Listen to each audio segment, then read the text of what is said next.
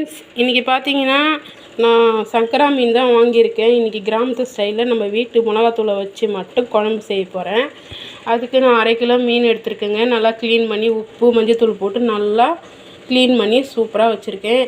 100 gram புளி வந்து தண்ணியில் ஊற வச்சுருக்கேன். 2 வெங்காயம் பெரிய வெங்காயம் வெட்டி வச்சுருக்கேன். 2 தக்காளி பெரிய பெரிய தக்காளியாக வெட்டி வச்சுருக்கேன். 4-5 பச்சை மிளகா எடுத்து வச்சுருக்கேன்.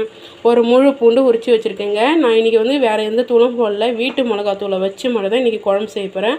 கிராமத்து ஸ்டைலில் மீன் குழம்பு செஞ்சிடலாம்.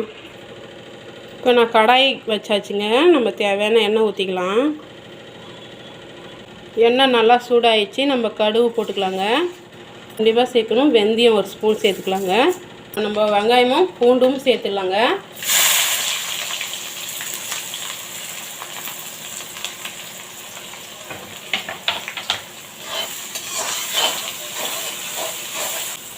இப்போ பார்த்தீங்கன்னா வெங்காயம் நல்லா வதங்கிச்சுங்க.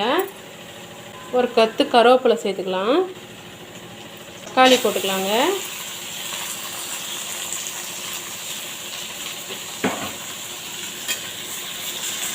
தேவையான கல் உப்பு சேர்த்துக்கலாங்க.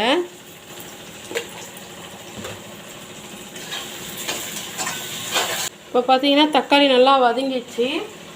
1 ஸ்பூன் மஞ்சள்தூள் போட்டுக்கலாங்க. இப்போ தேவையான குழம்பு மிளகாத்தூள் போட்டுக்கலாம்.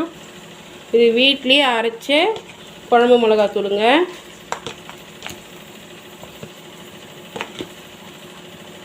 உங்கள் காரத்துக்கு ஏற்ற மாதிரி கூட்டி குறைச்சிக்குங்க.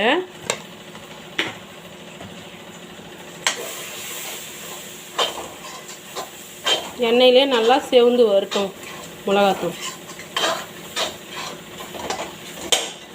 நம்ம இப்போ புளி கரைச்சல் வடிகட்டி எடுத்துக்கலாங்க.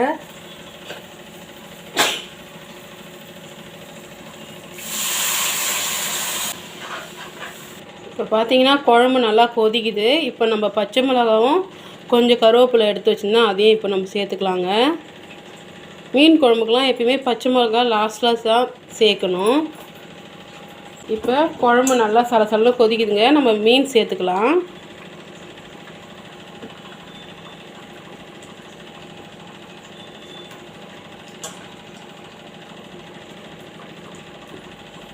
மீன் போட்டு கிளற வேணாம், ஏன்னா மீன் உடஞ்சிடும். நம்ம வந்து கொதிக்கும் போது உப்பு காரெல்லாம் சரியாக இருக்குன்னு பார்த்துட்டோம். எல்லாம் கரெக்டாக இருந்தது.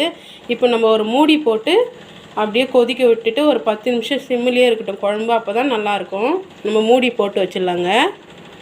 ஒரு அப்படியே சிம்மிலே இருந்து குழம்பு 10 நிமிஷம் அப்படியே விட்டுடலாம். இப்போ பார்த்தீங்கன்னா நம்ம மீன் குழம்பு சூப்பராக ரெடி ஆகிடுச்சுங்க. சுட சுட மீன் குழம்பு ஊற்றி சுடா சாப்பாடு.